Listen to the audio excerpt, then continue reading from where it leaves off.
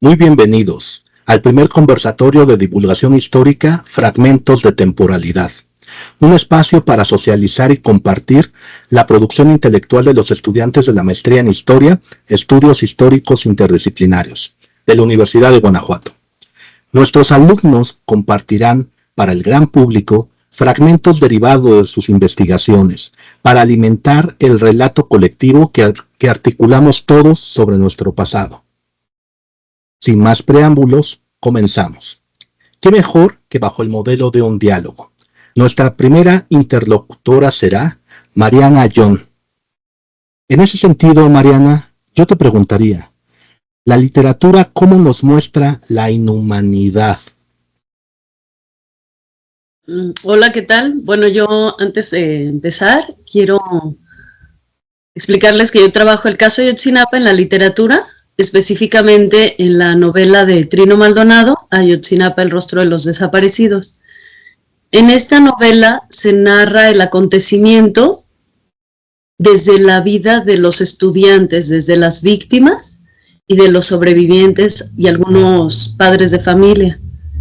Es un aspecto que a veces queda fuera de los márgenes de los textos académicos, literarios y periodísticos, porque la literatura nos muestra lo emocional, ¿no? Vamos nosotros como lectores acompañando al narrador y a los personajes en su experiencia, ¿no? Entonces vamos sintiendo el terror y las emociones que nos explican, vamos enriqueciéndonos, ¿no? En este texto en particular, Trino Maldonado nos hace estar continuamente viviendo el momento, ¿no? Entonces vamos del 26 de septiembre al 27, del 26 de septiembre al 27. Entonces continuamente nos va proveyendo cada vez de más detalles para entender qué fue lo que ellos vivieron, ¿sí? Entonces uno de los momentos en que se muestra lo inhumano es cuando en una de las ráfagas de balas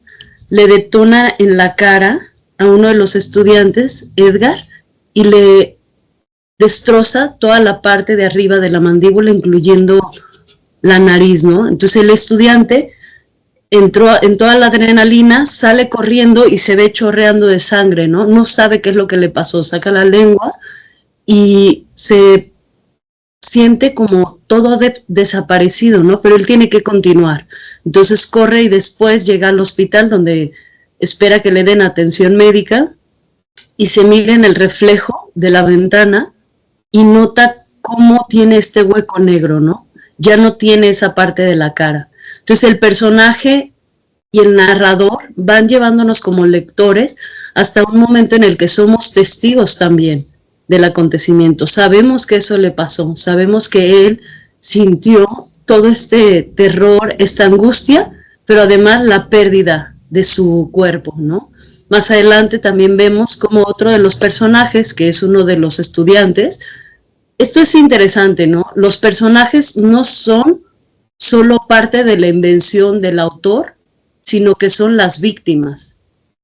Conservan en muchos casos los nombres y en otros casos se hacen unos cambios para procurar la seguridad de los sobrevivientes, ¿no? Pero vemos un poco las características de Dorian, a quien llamaban el Kinder o el Commander, vemos los intereses de los personajes, vemos a quien le gustaba el Muay Thai, los vamos acompañando en sus intereses, vamos creando personas que dejan de ser las cifras y que son sujetos con los que nosotros como lectores establecemos la capacidad de interactuar, ¿no? De socializar con el diálogo de la literatura, ¿no? Otro de los aspectos interesantes es, bueno, yo como mexicana, contemporánea del acontecimiento, sé en qué terminó, pero incluso a pesar de esto, al leer la novela me va enriqueciendo de el suceso, ¿no? Voy entendiendo por qué se le da tal importancia, por qué es tan importante luchar por descubrir no solo la verdad, sino por qué es tan importante evitar la impunidad en este tipo de sucesos, ¿no? O sea, el lugar que tiene en la historia, qué implicaciones tiene, por qué la sociedad debe de perseguir que no se olvide, ¿no? Si bien uno de los lemas de otro de los acontecimientos más violentos de México, el 2 de octubre del 68 es no se olvida, ¿no? 2 de octubre no se olvida, de la misma manera el 26 de septiembre no se olvida, ¿no? Continuamente, y bueno, en este año que se cumplió una década, no se olvida, ¿no? Hay que continuar la memoria y procurar perseverar para evitar, ¿no? Que no sea uno más de estos casos y evitar que haya más casos, ¿no? Bueno, está ahí. No sé si quedó un poco claro. Muchas gracias, Mariana, por participar con nosotros. Ahora escucharemos a Misael Ramírez. Él nos va a comentar la respuesta a la siguiente pregunta. ¿Qué es ser un diputado a principios del siglo XIX? Te escuchamos, Misael. ¿Qué tal? Buenas tardes a todas y a todos. Primero comentarles, ¿no?, un poco de contexto. A inicios del siglo XIX, diversos acontecimientos se dieron lugar en la monarquía española que llevaron a la posibilidad de que los novohispanos tuvieran representación ante las cortes españolas, ¿no? La ocupación francesa de la península ibérica, las abdicaciones de Carlos IV y Fernando VII dejaron un vacío de poder que se intentó llenar con la creación de diversas juntas de gobierno en las provincias peninsulares. Estas juntas, a su vez, crearon una junta central, la cual sería la encargada de convocar a diputados de todas las provincias de la monarquía y, en su momento, convocar a cortes extraordinarias. Ahora bien, hay que destacar que la convocatoria para diputados de las provincias americanas tuvo muchísimas críticas y fue sumamente desigual. Mientras que para las provincias europeas se convocó a 2 diputados por provincia, para América se convocó a 1 diputado por virreinato o capitanía general. Ya con las cortes sí se permite un diputado por provincia para las provincias americanas, pero el número seguía siendo sumamente desigual, en una relación de 3-1. Es decir, la representación fue sumamente desigual, lo que implicaba que en los debates en la Junta y en las Cortes, los americanos siempre estuvieran en una desventaja considerable, ¿no? Otra cosa por resaltar es que para ser diputado debía ser hombre, mayor de edad, originario de tu provincia, tener un renombre tanto político como económico. Estos diputados se supone deberían de velar por el interés nacional y las demandas de su provincia en cuestión de educación, bienestar público y desarrollo económico. Además, estos diputados no eran elegidos por todos, como sucede ahora. Solamente los ciudadanos de aquel momento tenían la posibilidad de elegirlos. Estos eran hombres con propiedades o un cierto nivel de ingresos que, según la Constitución de Cádiz de 1812, tenían el derecho de elegir a estos diputados. Inclusive, para la primera convocatoria que hace la Junta en 1809, quienes eligieron a los diputados fueron los miembros de los ayuntamientos de las capitales provinciales, ni siquiera los ciudadanos, ¿no? Bueno, ¿qué significaba esto? Si bien los diputados representaban técnicamente a toda una provincia, en la realidad eran representantes de solo un cierto sector de la población, en particular de los grandes propietarios y de las élites locales. Por ello, veían en su mayoría de los casos por intereses, si bien no particulares, sí de un sector de la sociedad ya de por sí privilegiado, ¿no? Esto recuerda un poco la representación política que tenemos hoy en día, ¿no? Si bien técnicamente nuestros diputados, ya sean locales o federales, son representantes de cada uno de nosotros, ¿cuántos de nosotros los conocemos? ¿Cuándo se han acercado a nosotros para preguntarnos nuestras necesidades? No responden, inclusive hoy en día, a intereses de grupos de poder en lugar de responder a sus representantes. Por ejemplo, dan licitaciones a grandes empresas, buscan impulsar leyes que beneficien a grupos de poder que los ayudaron a llegar a estos puestos. Entonces, me pregunto yo, ¿qué ha cambiado? Si bien existe mayor participación política y definitivamente se han logrado grandes avances en estos 200 años en cuanto a representación, rendición de cuentas, inclusive en democracia, quizá la diferencia más sustancial es que el abono electoral, es decir, quienes pueden votar, se ha ampliado, ¿no? Y por ende obliga a los aspirantes a representarnos a que hagan campañas políticas, a prometer la luna y las estrellas, para que luego volvamos a ser ignorados por 3 o 6 años, depende de la elección, ¿no? En mi opinión, y gracias a lo que he investigado en esta maestría y a la formación académica previa, considero que en realidad no han cambiado muchas cosas en los últimos 200 años. Hay un largo camino que caminar aún para lograr una representación política efectiva, pero bueno, esto es parte de lo que estaremos analizando y lo que hemos estado analizando. Muchísimas gracias. Misael, muchas gracias. Ahora escucharemos a Paulina Ortiz. Yo te preguntaría, ¿cómo se atendía a una mujer embarazada en la época de la Revolución Mexicana? Paulina. Hola, buenas tardes. Pues primero me parece que es necesario hablar un poco del contexto primero de dos cuestiones, de los conocimientos que tenían médicos que se tenía acerca de la obstetricia en este tiempo, que eran de herencia decimonónica, venían de manuales del siglo XIX, la ciencia era del siglo XIX y bueno, estos conceptos se habían heredado hacia el siglo XX y se seguían utilizando para este entonces. Esto era el número uno.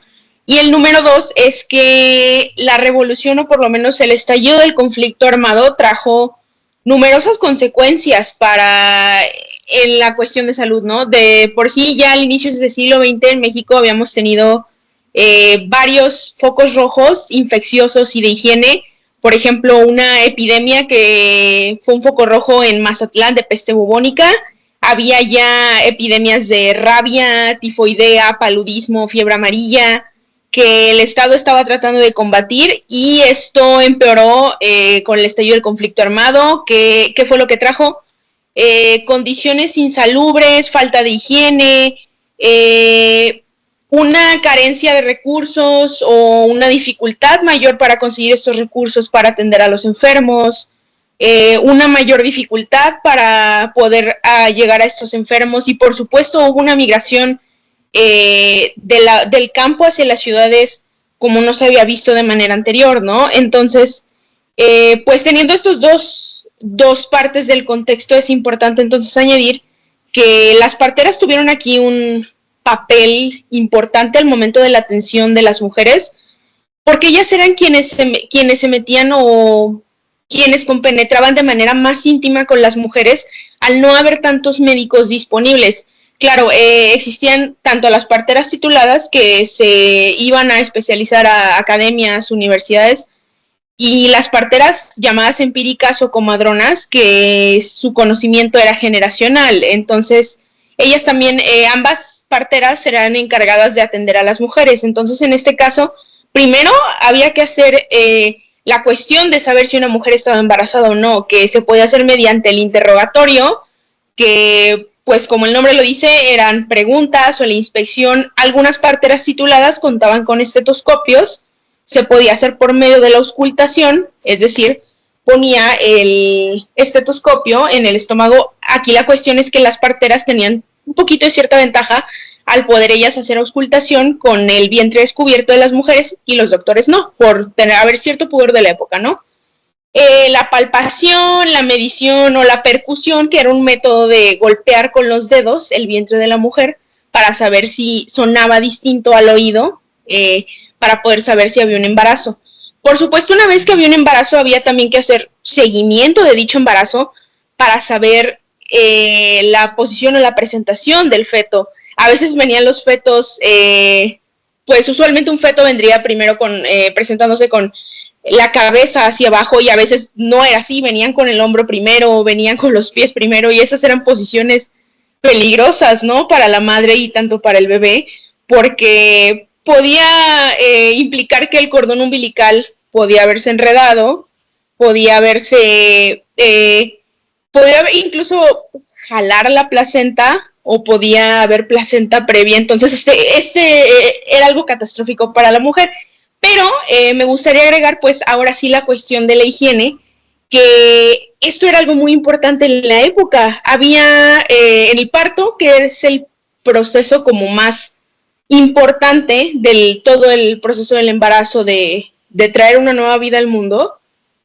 En este caso, se volvió un poco más peligroso, un poco más, pues sí, insalubre, debido a estas condiciones de la Revolución Mexicana, debido a la falta de recursos, a la falta de higiene, y la fiebre puerperal se volvió mucho más común. ¿A qué me refiero por la fiebre puerperal? La fiebre puerperal es un padecimiento que entra directamente por la infección de los órganos sexuales, cuando se puede quedar un pedazo de la placenta por dentro, etcétera. Se empieza a infectar los órganos sexuales, el útero, y pues eventualmente puede llegar a la septicemia puerperal, donde llega la infección hasta las venas y la sangre, y pues se produce la muerte. Entonces, pues en este caso las mujeres embarazadas dependían mucho de las parteras al estar los médicos tanto atendiendo como a las personas que quedaban como daños colaterales del conflicto armado. Entonces las parteras y enfermeras tomaron un papel fundamental en el cuidado de las mujeres, tanto para la vigilancia de sus procesos de embarazo como de los procesos de parto y por supuesto también del puerperio, para ver que tampoco la fiebre puerperal se presentara después, que hubiera eclampsia, que la eclampsia también sigue siendo en este momento un padecimiento del embarazo peligroso que todavía sigue cobrando vidas de varias mujeres. Entonces, pues sí, para resumirlo un poco, este proceso se vuelve un poco más peligroso del que ya lo era, teniendo los conocimientos que se tenía en la época por la higiene y por las infecciones que se presentaban. Entonces, a comparación y debido también a todas estas cuestiones, el gobierno postrevolucionario se vio obligado también a capacitar una cantidad mayor de parteras y enfermeras para que también hubiera una transición del parto en casa a hospital, para que estas cuestiones ya no siguieran sucediendo. Y pues esta fue una de las razones por las que las mujeres ahora en día ya no damos a luz en casa y se prefieren los hospitales, ¿no? Muchas gracias, Paulina. Ahora escucharemos a Juan Carlos Bernal. Yo te preguntaría, Juan Carlos, ¿cuáles son las estrategias que se han utilizado para combatir la pobreza urbana en la historia? Adelante. Hola, ¿qué tal? Un saludo a todos los presentes. Bueno, para entrar un poco en contexto, quiero comenzar diciendo que la pobreza, y en específico la pobreza urbana, es un tema que ha generado preocupación en las sociedades desde la Edad Media. En un comienzo, la pobreza era vista como algo moral, o sea, era una prueba que tenía como solución la religión y la caridad. Debido a ello, las instituciones religiosas, como la Iglesia Católica, asumieron el papel de ayudar a los pobres. Pero, entonces, ¿quién era un pobre? Esto fue lo que se cuestionaron los gobernantes, pues empezaron a sentir preocupación ante el número creciente de personas sin oficio y que habitaban las calles de las ciudades. Ante ello, se empezó a dividir a los pobres en dos grandes grupos, los pobres verdaderos y los pobres falsos. Como pobre verdadero, se consideraba a quien era incapaz de ganar su sustento debido a su edad, problemas de salud y otras circunstancias que le impidieran ejercer algún oficio. Normalmente este grupo era compuesto por niños huérfanos, ancianos, enfermos y mujeres viudas. Ellos eran el grupo considerado merecedor de la asistencia y la caridad por parte de las autoridades. Por el otro lado estaban los pobres falsos. Estaban los ociosos, aquellos que por voluntad propia rechazaban el trabajo o que fingían enfermedades en busca de la compasión. A ellos se les acusaba de provocar el desorden social y de ser propensos a cometer actos delictivos. Este grupo era castigado por medio de trabajos forzosos en las diferentes obras públicas de las ciudades o a ser llevados a centros reclusorios. Las primeras leyes para combatir la pobreza se dieron en Europa. Un ejemplo es la Ley de Pobres de 1601 que se produjo en Inglaterra. En ella se clasificó a los pobres entre los impotentes y los sanos, es decir, similar a los falsos y a los verdaderos. Los impotentes eran asistidos por medio de casas para pobres en las cuales se les dejaba dormir. Estas casas eran sostenidas por medio de la caridad. Los pobres sanos eran llevados a casas de corrección. Estas casas ya existían incluso desde mucho tiempo antes de decretarse esta ley. Desde mediados del siglo XVIII, las ciudades europeas empezaron a vivir consecuencias como la revolución industrial. La economía y las urbes se transformaron de una manera significativa. Las nuevas formas de trabajo provocaron migraciones hacia estas ciudades, las cuales crecieron de manera considerable, pero de igual manera lo hizo la pobreza. Aunque la clasificación de los pobres seguía siendo similar a la de la Edad Media, empezaron a surgir nuevas estrategias para asistir a los más necesitados. En el caso de las colonias hispanoamericanas, la situación no fue muy diferente. Eso sí, debemos dejar claro que los procesos de industrialización en esta región empezaron hasta finales del siglo XIX y comienzos del siglo XX, por lo que la gestión de la pobreza en las colonias continuaba con lo planteado desde el reformismo borbónico del siglo XVIII, o sea, entre pobres verdaderos y falsos. Se buscaba promover el trabajo como una virtud que se anteponía a la pereza y el ocio. Desde finales del siglo XIX, las ciudades latinoamericanas se encontraban en medio de grandes cambios tanto físicos como sociales, en gran medida a consecuencia de esa naciente industrialización. En cuanto a la pobreza, la forma en que ésta se combatió seguía con el mismo patrón, pero con la diferencia de que diferentes instituciones privadas empezaron a trabajar en conjunto con el Estado para así reducir el problema. Aunque se debe decir que quienes estaban a cargo de estas instituciones eran personas de la élite y que tenían poder de decisión en las diferentes formas de gestión. Los programas de vivienda obrera, alimentación y la fomentación del ahorro fueron cada vez más habituales. Se continuó con las campañas contra el ocio y en gran parte contra el alcohol, al cual se acusaba de ser uno de los causantes de la pobreza. En resumen, la lucha contra la pobreza urbana ha sido un largo proceso en el que se han usado enfoques caritativos y asistencialistas, pero también punitivos. En la actualidad, se mantienen algunas estrategias, pero el mayor papel ahora lo juegan los estados, los cuales han convertido temas como la desigualdad en el eje central de sus agendas. Gracias. Muchas gracias, Juan Carlos Bernal. Escucharemos ahora a Lucía Mejía. Cuéntanos, Lucía, ¿cómo las ciencias médicas han sido influenciadas por las nociones de salud y enfermedad de su época? Adelante. Sí. Hola, buenas tardes. Bueno, lo primero que hay que tener en cuenta es que las nociones de salud y de enfermedad han cambiado y evolucionado a lo largo de la existencia humana, dependiendo de lo que las distintas sociedades han considerado que es necesario para tener una buena existencia o lo que llamamos actualmente una buena calidad de vida. La salud ha sido normalmente asociada con atributos positivos como el bienestar, la felicidad e incluso la buena moral en ocasiones. Y bueno, todos esos atributos han sido determinados por los marcos sociales y culturales en los que se han desenvuelto.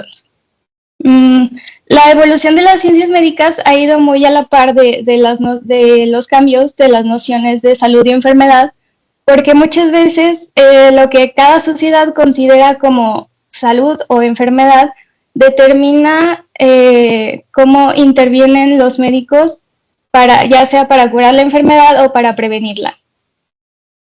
Bueno, para explicar esto voy a poner dos ejemplos.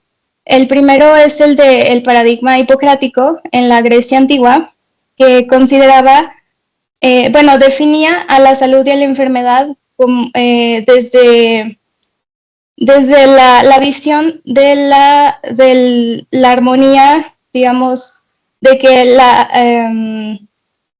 el mundo está en armonía per se y en equilibrio, y por eso Hipócrates creía que los seres humanos estaban compuestos de 4 humores.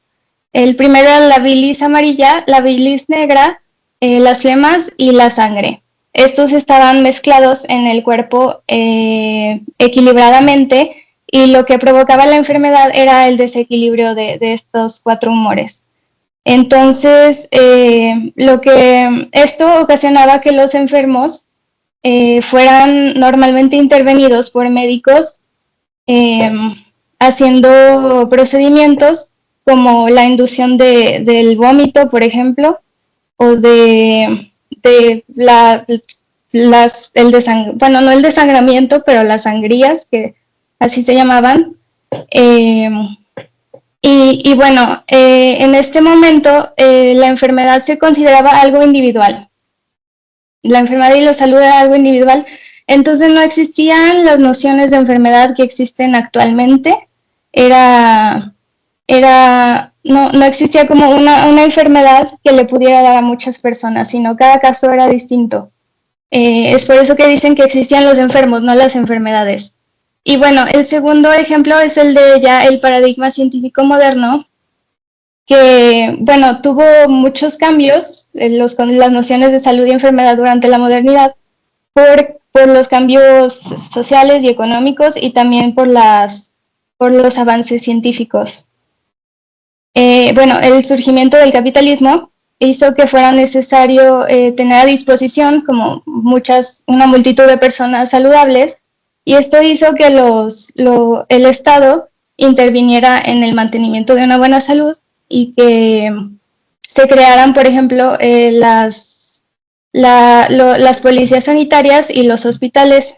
La creación de los hospitales permitió que los médicos pudieran observar y comparar a muchos enfermos al mismo tiempo, y esto hizo que la noción de enfermedad actual surgiera, ya que, la noción como de enfermedad de un conjunto de síntomas que muchas personas pueden tener al mismo tiempo, y bueno, esto también dio paso a la profesionalización ya como tal de la medicina, que se dio durante la segunda mitad del siglo XIX, en base a estos fundamentos que ya eran más de carácter moderno, digamos, científico moderno. De acuerdo con la época, la medicina también se mercantilizó, y entonces el paciente se convirtió un poco ya también en cliente, y el médico en productor, digamos, en productor de dinero. Y bueno, estos serían los dos casos. Luego ya surgió el paradigma funcionalista, que es, en mi opinión, más un poco lo que tenemos actualmente, que es como ya todo aquel, incluso ya comportamientos o conductas que te permitan no cumplir con tu rol en la sociedad, más bien que no te permitan cumplir con tu rol en la sociedad, ya se patologiza un poco y se considera enfermedad. Y por eso actualmente ya hablamos también un poco de trastornos de la salud mental, por ejemplo. Pues sí, como dicen un poco los psicólogos, que se vuelve un trastorno algo cuando te impide funcionar completamente en sociedad. Y sería un poco el cambio de nociones de salud que se dieron, los cambios que se dieron a lo largo de la modernidad. Y bueno, de mi parte sería todo. Muchas gracias, Lucía. Escucharemos ahora a Armando González. Yo le preguntaría, ¿por qué es importante hoy día el estudio de la religión? Armando, por favor. Hola, ¿qué tal? Buenos días, buenas tardes a todos y a todos. Para empezar, quisiera mencionar que la investigación que estoy desarrollando actualmente se titula Diablos y exorcismos, la lucha contra el demonio en la Nueva España durante los siglos XVI y XVII. Es por esta investigación que me he dado cuenta que la religión sigue siendo una parte importante en la vida de las personas, tal como lo demuestra el último censo del INEGI del 2020, donde alrededor de 97 millones de personas se identifican como católicas. En contraposición, se tiene que 10 millones se identifican como sin religión. Esto nos permite aseverar que la religión sigue siendo un punto integral en la vida y las costumbres de las personas en México. Al tener esto en cuenta, me ha llevado a pensar en dos motivos principales sobre la importancia de su estudio. El primero es que su estudio permite generar entendimiento y tolerancia. El conocer el surgimiento, historia y costumbres de una determinada religión nos permite no solo conocer los puntos de encuentro, sino también encontrar y contrastar las diferencias de creencias y costumbres que imperan en cada sociedad. Con ello se puede generar no solo un entendimiento, sino también una tolerancia, por lo cual daría como resultado una buena convivencia entre las personas.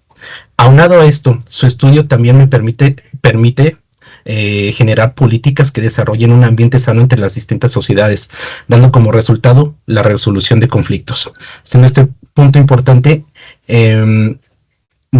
resultando de gran importancia en el contexto histórico actual, en donde los conflictos con tintes religiosos son los principales. Un claro ejemplo de ello es el actual conflicto árabe-israelí, el cual mantiene fuertes raíces religiosas. Y no por nada se mantiene como uno de los temas con mayor relevancia actual, en donde podemos ver casi en tiempo real el recrudecimiento de las hostilidades. Por ejemplo, hoy. Es por esto, y desde mi perspectiva, que al estar inmersos en el estudio de las religiones resulta de vital importancia, ya que con ello se pueden generar políticas que puedan ayudar en la resolución de conflictos actuales Eh, siendo esto tan necesario en el mundo actual, ya que el número de estos tipos de conflictos no va a la baja, sino que también va en aumento. Es por este paso, es como al paso siguiente, paso al punto siguiente, donde el tender puentes de comunicación es de suma importancia, siendo el general diálogo entre las ciencias. No siendo diferente al punto anterior, el generar un entendimiento y tolerancia puede posibilitar un diálogo que permita entender las distintas posturas religiosas. Esto no resulta ajeno al punto de vista de las ciencias sociales, en donde la contrastación entre distintas teorías y metodologías han generado discusiones que han permitido el enriquecimiento y comprensión de todo tipo de problemas. Un ejemplo, o un claro ejemplo de ellos, es el estudio de la idea del mal. Este concepto ha estado presente en cada temporalidad y en cada civilización. Si bien se puede abordar desde perspectivas únicas, ya sea desde la histórica, la antropológica o la social, el intentar hacer un estudio conjunto nos permite generar un diálogo interdisciplinario. Esto puede crear un campo de visión más amplio que sin duda ayudaría a mejorar la comprensión del fenómeno tan complejo que es la religión. Es por estos motivos que yo considero que el estudio de la religión es de vital importancia, no solo para el contexto académico, sino también que su estudio puede llevar a generar soluciones reales en nuestras vidas, en nuestra vida diaria y en la sociedad actual. Eso sería todo. Muchas gracias. Muchas gracias, Armando. Jania de la Luz, ¿cuál es el peso de la Virgen María en la formación de las mujeres en la época novohispana? Adelante, por favor. Gracias, doctor, y saludos a todos, compañeros. Muy bien. Primero que nada, mi trabajo se llama La Virgen María como modelo femenino en educación de las mujeres de la Nueva España. Partiendo de ahí, sabemos que la Virgen María es un elemento, o inclusive podemos considerarlo como personaje fundamental, puesto que sabiendo que el catolicismo fue imperante a lo largo del virreinato, es de esperarse que también su influencia estuviese presente dentro de las normativas sociales y morales. En específico, con la exaltación de la virginidad y de la maternidad como elementos representativos de las buenas mujeres de la época. Pero, ¿por qué en particular estos dos elementos? Bien, se desprenden a partir de los dogmas marianos de virginidad perpetua y maternidad divina de María, es decir, verdades establecidas por la Iglesia Católica, las cuales no pueden ser cuestionadas. Y si bien ambas distinciones surgen de estudios, digamos, meramente teológicos, mi trabajo muestra de manera breve que desde la época de la patrística, si bien no está desarrollado de una forma, digamos, más amplia, se hacen menciones precisas a las mujeres a modo de ejemplificaciones o indicativos de cómo una mujer debe ser basándose en el ejemplo de la Virgen María. Por ejemplo, San Agustín de Hipona, uno de los teólogos más representativos de todo esto, comenta que en los tratados sobre la contingencia, matrimonio, virginidad y viudez, menciona que mantener la virginidad es considerado como una gracia para Dios, pero específicamente si está consagrada hacia Él, es decir, que se dedique a la vida monástica. Y relacionándolo con lo de la Nueva España, sabemos que efectivamente todas estas normativas religiosas iban a ser dominantes dentro de la sociedad, pero inclusive la misma religión nos explica que para la mujer tiene que ser un tanto, digamos, más dominante o tiene que ser más restrictiva. En específico, si concebimos también, inclusive metiéndonos un poco con esta onda religiosa del libro del Génesis, sabemos que el primer humano pecador fue una mujer, y por eso es que se instaura este modelo para que las mujeres se alejen de este ejemplo de Eva y sigan mejor el ejemplo de María. Ahora bien, el tratado teológico, como lo mencioné, es fundamental. Sobre este análisis, ya en específico de la divinidad de María, comprueba que a lo largo del tiempo, la figura de la Virgen se transmitía a forma de guía o ejemplo para las mujeres, mediante diversos textos, mensajes y también un poco del discurso, como es el caso de los sermones, que esta es la fuente primaria en que se basa mi trabajo, para poner a analizar precisamente cómo esas descripciones sobre la maternidad y virginidad serán transmitidas a modo de enseñanza para las mujeres de la Nueva España. Básicamente, pasado el proceso de la conquista espiritual, vemos cómo paulatinamente se va a desarrollar este modelo, en específico en el caso de los sermones, para ver cómo las mujeres, su meta de vida prácticamente es conservar su virginidad hasta el momento en que se case, hasta el matrimonio, y finalmente convertirse en madre. prácticamente emulando, obviamente no imitando al 100% por supuesto, pero sí emulando o acercándose lo más posible al personaje de la Virgen María. Prácticamente es todo un peso que involucra lo social y lo moral que las mujeres van a llevar consigo durante esa época, y posteriormente también sabemos que sigue más allá, inclusive cuando ocurre todo el proceso de la independencia y demás, el modelo católico pues va a seguir imperando hasta por mucho, mucho tiempo, pero prácticamente vemos cómo la figura de María hace que se imite, o se hace esa invitación por parte de los sacerdotes, de los religiosos, orientando a las mujeres para que sigan dicho ejemplo. Muchas gracias. Muchas gracias, Jania. Escucharemos a continuación a Andrés Aguilera. Una pregunta que es importante para entender el peso de las fotografías en la historia.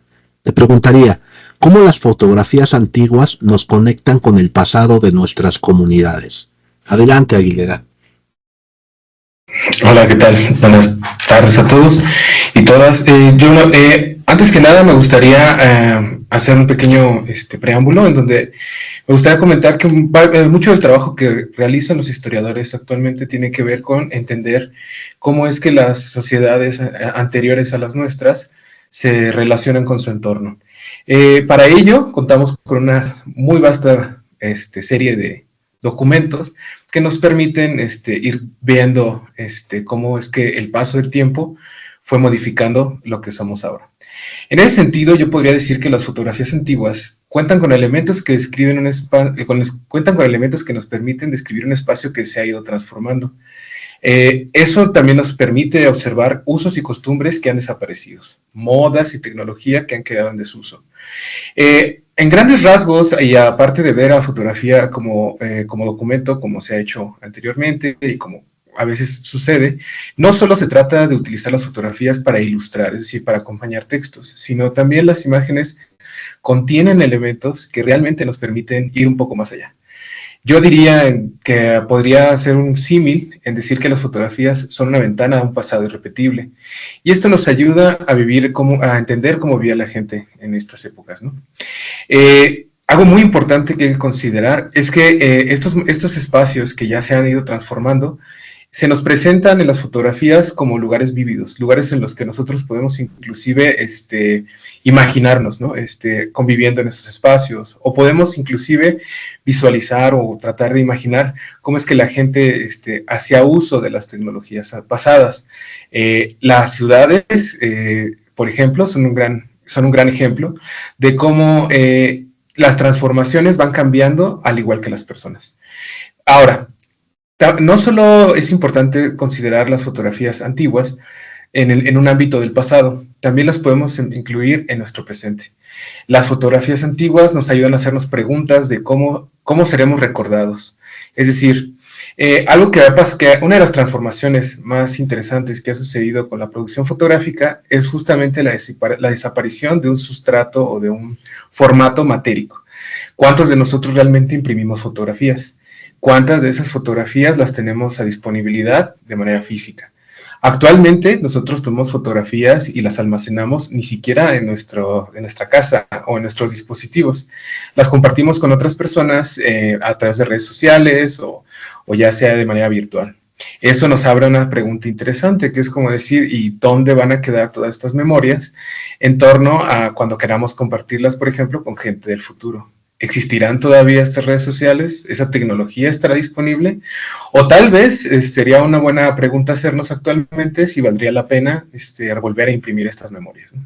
Entonces, como les comentaba, el trabajo del historiador se nutre en muchas de las posibles interpretaciones a través del uso de las fotografías antiguas. Eso por parte de los historiadores. Pero nosotros, como gente que nos interesa o que no sé, por azares del destino, nos encontramos con fotografías antiguas, pues nos permitiría también compartir con otras personas y como les comentaba, de manera muy esporádica, hacernos preguntas sobre cómo era el pasado, ¿no? Entonces, la invitación, digamos que mi trabajo que yo estoy investigando, gira en torno justamente a cómo el trabajo de un fotógrafo puede ayudar a la gente a comprender un momento que nosotros ya no estamos viviendo, pero del que tenemos reminiscencias. Todo lo que vemos en las fotografías, por ejemplo, de una comunidad agrícola de Guanajuato, de principios del siglo XX, pues obviamente tiene todavía reminiscencias que podemos observar en las fotografías. Es por eso que, pues, mi trabajo y el trabajo de varios historiadores gira en torno a cómo es que estas fotografías nos ayudan a entender y comprender nuestro pasado, ya sea propio o de las comunidades, ¿no?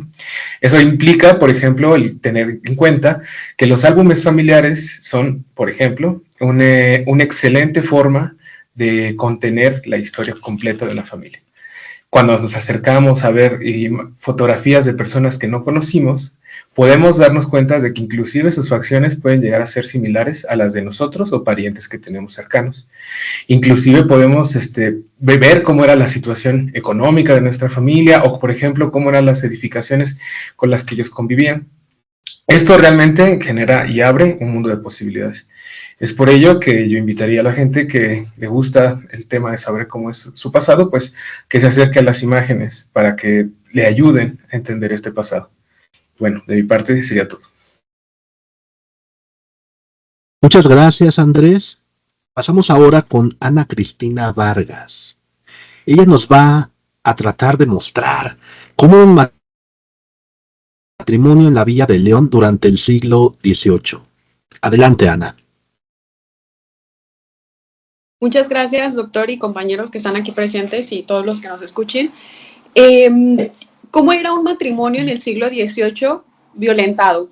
¿Cómo era un matrimonio normado? De alguna manera, para la época que yo estudio, que es precisamente el siglo XVIII, había sufrido muchísimos cambios. Si bien estoy de acuerdo en que el ejemplificar una región o el hablar de una zona no puede ser el total de un rompecabezas más amplio como lo es la Nueva España, pues el observar cada una de las características de lugares como León, como Guadalajara, como Puebla, Querétaro, entre otros, pues nos puede ayudar a ver qué fue lo que pasó para que el matrimonio se regulara de tal forma que se perdiera la esencia plasmada desde el Génesis, ¿no? ¿Qué era lo que se plasmaba en el Génesis de alguna manera, por irnos muy lejos? La voluntad de los contrayentes. ¿Qué era lo único que era importante para poder casarse? Que quisieras casarte, que quisieras compartir tu vida de alguna manera. ¿Por qué es normado para el siglo XVIII? Porque evidentemente la voluntad de los contrayentes perdió muchísimo peso al establecer relaciones que iban más allá de la voluntad, sino por intereses propios, por intereses de las familias, del crecimiento, por intereses de movilidad social incluso. Entonces, ¿por qué creo que está violentado? Porque esa voluntad de alguna manera fue regulada u ordenada por la misma norma. ¿Qué es lo que hace la corona en el siglo XVIII? Limitar a los contrayentes para que no les sea tan sencillo casarse como ellos querían. ¿Por qué? Porque presentaba un problema para la sociedad. El tener ese desequilibrio de calidades, el tener ese desplazamiento de intereses podía perjudicar a los propios intereses de la corona. ¿Qué era lo que existía o cómo era un matrimonio antes de esta regulación de la Real Pragmática en 1776, 1778? A partir de lo que se había establecido en el Concilio de Trento, a partir de lo que se había establecido en el Tercer Concilio Provincial Mexicano. Pero ¿esto era natural hacia la voluntad de los contrayentes? Mi respuesta es no. Venía limitándose, venía normándose desde tiempo antes, desde 1563, desde 1580, desde muchísimo tiempo antes. ¿Qué significa esto? Que se establecieron una serie de características a seguir por los contrayentes para que ellos pudieran casarse. Ya no era solamente la voluntad de los mismos, sino tener que seguir una serie de requisitos, de lineamientos que lo único que hacían era entorpecer más el querer casarse. ¿Qué es lo que provoca esto? Que pues toda la gente quisiera saltar, no todos, pero muchas personas quisieran saltarse todos estos pasos y vivieran en adulterio, ¿no? Vivieran en concubinato o cosas que se salían de la religión. Al tener este escenario, la corona quiere regularlo. ¿Qué es lo que nos presenta un matrimonio en el siglo XVIII? un acercamiento hacia la situación social de ese momento, un acercamiento hacia la situación económica de ese momento. ¿Por qué la Villa de León? Porque tiene un cambio considerable en el cómo se manifiesta su desarrollo desde su fundación como villa para españoles hacia este siglo en el que ya es considerada como la Gran Villa, ¿no? Entonces, ¿qué características nos muestran? Aquí un registro parroquial, que son mis fuentes principales, nos muestra datos como la calidad de los contrayentes, el origen de los contrayentes, si se casaron, a qué edad, si eran viudos, si eran nuevos en el matrimonio, cómo era un matrimonio por la religión, claramente, y todo esto queda registrado en estos libros de partidas de casamientos. Esta información que nos proporciona, pues, un análisis más profundo, ¿no? Nos dice, nos habla acerca de la movilidad, nos dice si la gente que se encuentra en la Villa de León se casaba por pertenecer a la Villa de León o de dónde venían. Y si venían de otros lugares, entonces, ¿qué los hacía llegar a la Villa de León? Nos muestra características como si eran viudos y cuánto tiempo tardaron en volverse a casar. ¿Qué nos dice esto? Pues más cosas. Nos habla acerca de qué significaba estar casado para ese momento y por qué si llevabas 1, 2 o 3 matrimonios volvías a casarte al tener, no sé, 13 días de haber enviudado, 1 año, 6 años, 14, ¿no? Nos da muchísimas características para generar un estudio más amplio acerca de la sociedad en sí. Específicamente ahora, pues, de la Villa de León. ¿Por qué es importante? Porque es diferente. Porque es importante porque nos muestra una parte de un todo. Entonces, ¿cómo es un matrimonio? Mi respuesta sería la misma que como comencé, limitado hacia la voluntad, que era el origen principal. Es violentado por la misma norma, porque no basta únicamente con querer casarte, y esto es el reflejo de una sociedad en general.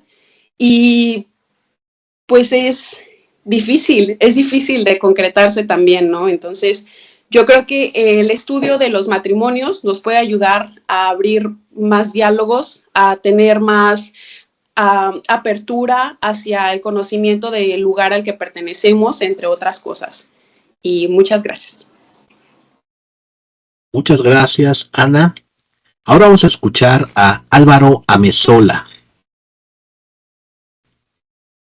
Yo te preguntaría, ¿quién fue el general Felipe Ángeles y qué papel jugó en los exiliados de la Revolución Mexicana?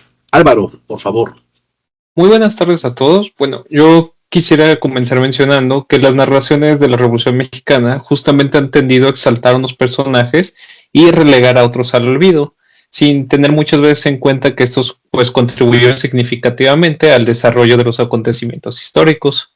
Algo similar sucedió con el general Felipe Ángeles, quien justamente formó parte del grupo de los vencidos de la Revolución, pues en el año de 1915 él partió al exilio tras la derrota de su facción ante el Venustiano Carranza, quien a diferencia de los villistas, facción a la que perteneció Ángeles, pues sí logró formar y establecer un programa del gobierno pues sobre el que se cimentó el nuevo Estado mexicano. Creo importante mencionar que cuando se quiere entender a un hombre y su vida, en primer lugar debemos procurar ante todo, pues averiguar cuáles fueron sus ideas, porque pues estas influyen profundamente en su existencia. Ángeles dedicó 30 años de su vida al Ejército Federal, durante los cuales se formó como un militar académico que se dedicó enteramente al estudio de la ciencia y tecnología militares de la época.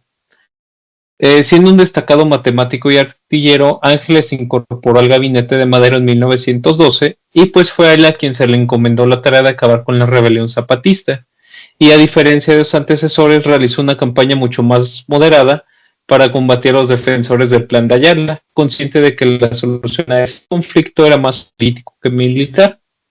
Ángeles, como parte del Ejército Federal, se mantuvo fiel al gobierno de Madero durante los días de la Decena Trágica, situación que posteriormente le valió un exilio en Francia.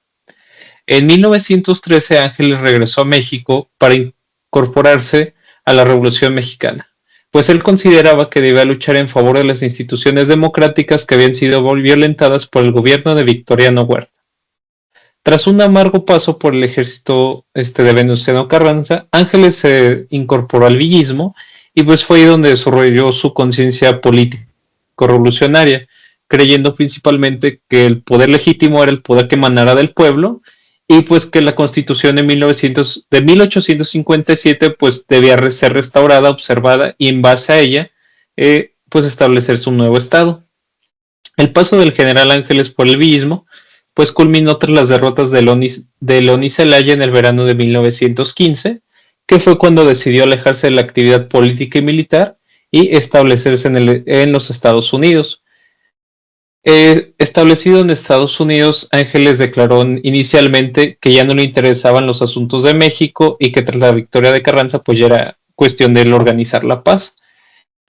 Aparente separación de la vida política y militar del país duró muy poco tiempo, porque a los pocos meses justamente empezó a vincularse con otros exiliados para buscar la manera de derrocar al gobierno de Carranza. En el exilio, Ángeles terminó involucrándose con exiliados de orígenes muy diversos. Ángeles se vinculó con otros villistas, Ángeles se vincula con huertistas, con exporfiristas, todo esto con este fin último de derrocar a Carranza. Al final de cuentas, el pensamiento político social de Ángeles va a terminar consolidándose y madurando en el exilio, que es justamente donde va a hablar explícitamente de que la base del Estado mexicano debe ser la restauración de la Constitución de 1857, la libertad política de los ciudadanos, la democracia eficaz y el respeto de la libertad religiosa.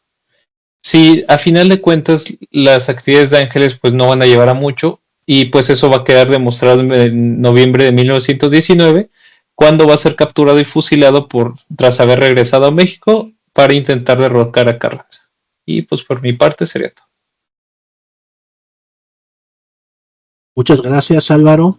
Por último, escucharemos a Joana Flores. Yo le preguntaría a ella cómo pensar la influencia de las sociedades científicas posrevolucionarias para el desarrollo científico y tecnológico en México. Joana, por favor. Hola, buenas tardes a todos. Bueno, me gustaría partir desde la idea de que la mayoría de nosotros hacemos usos de medios tecnológicos, ¿no?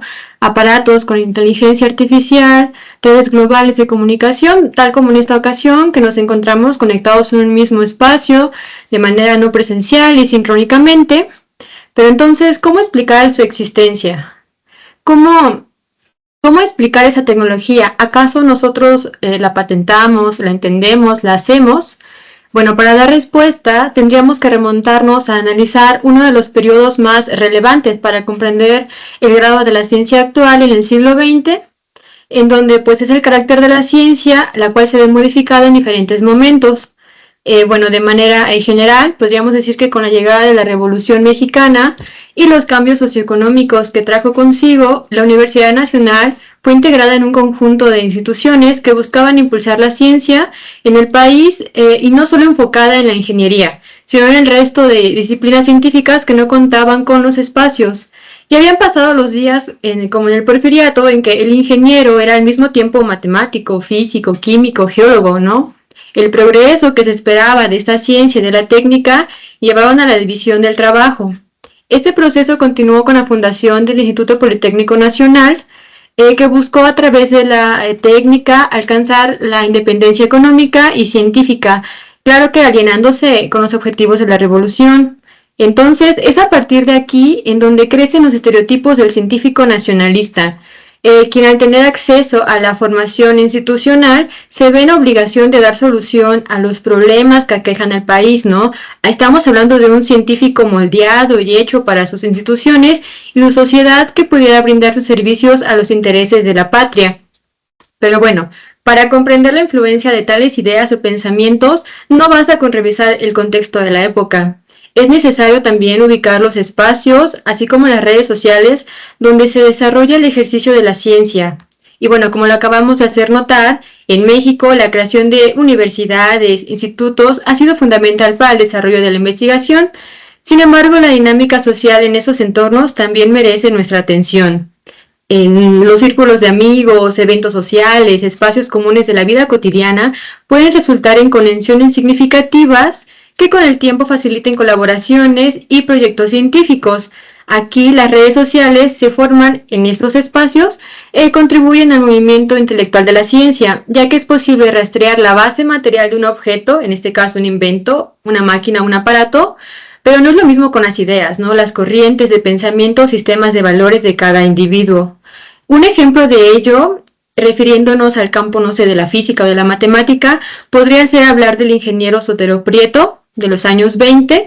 Él era un físico que fue pionero en varios estudios sobre física nuclear, radiación, pero él también divulgaba la teoría de la relatividad de Einstein, esa teoría publicada en 1905.